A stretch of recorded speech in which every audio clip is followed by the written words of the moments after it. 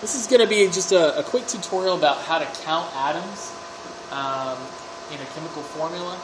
Just in general about chemical formulas, subscripts, coefficients, things that we've been working on in class. So, quick review of element and compound. The difference between an element and a compound, you should know that. Elements are located on the periodic table of elements. They each have one capital letter in their formulas. An element is a pure substance made of only one kind of matter. Now, when you take different elements and you combine them and they bond together, that's when you form compounds. Compounds are composed of at least two different elements, by definition. So a chemical formula is an easy way for a scientist to describe a molecule using element symbols. So here we have different chemical formulas. We've got NaCl, which is sodium chloride. We've got CO2, which is carbon dioxide. And H2O, which of course is water. And it actually gives you a little description of what that means. H2O literally means, if you write it out, two hydrogen atoms combined with one oxygen atom. NaCl, sodium chloride, H2O is hydrogen and oxygen. And H2O has this little number in the middle, that 2. That's called a subscript. Subscripts are numbers that tell you how many atoms of an element there are in a molecule. So this 2 refers to the hydrogen. 2 hydrogen atoms make one molecule of water. With CO2, again, we've got carbon and oxygen, but let's go back to that, because we do have a 2 here. This 2 means 2 oxygens. There is no subscript next to carbon, so we can assume that there is one carbon atom in one molecule of CO2. So,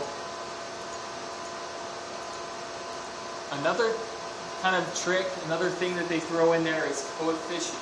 Sometimes you're describing having more than one molecule, particularly when you're talking about chemical equations.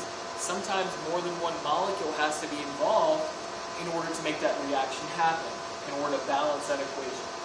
So an example would be like, if you have 3 H2O molecules, rather than write H2O plus H2O plus H2O, we just simply abbreviate it as 3, the coefficient 3, H2O. And so what that means is you have 3 molecules of H2O, or 3 molecules of water.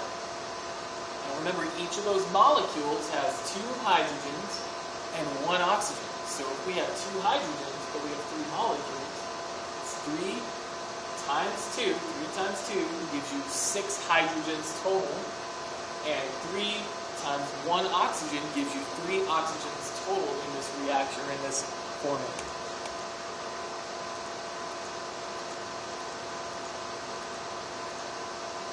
So, just determining number of molecules is very simple based on chemical formula. Just look at the coefficient. If it's 3H2O, that means there's 3 molecules of H2O. If there is no coefficient, then we assume then that means that there is 1 molecule of that substance. Again, 3CO2 would be 3 molecules of CO2. What does this mean, though? In terms of the atoms, how many carbons do we have? Well, in 1 molecule, we have 1 carbon. But in 3 molecules, we have 3 times 1 carbon, which is 3 carbons. For oxygen, we normally have 2, but there's 3 molecules, so 2 times 3 gives us 6 atoms of oxygen in 3 CO2. 2 MgO, 2 molecules, and so on. If you need help with counting atoms, with determining the number of elements or atoms in an equation, you need to come see me do tutorials so that we can work on that together. You should have completed your counting atoms homework, your counting atoms worksheet. If you struggle with that, please come see me so that we can work on it. Thanks. Hope this was helpful.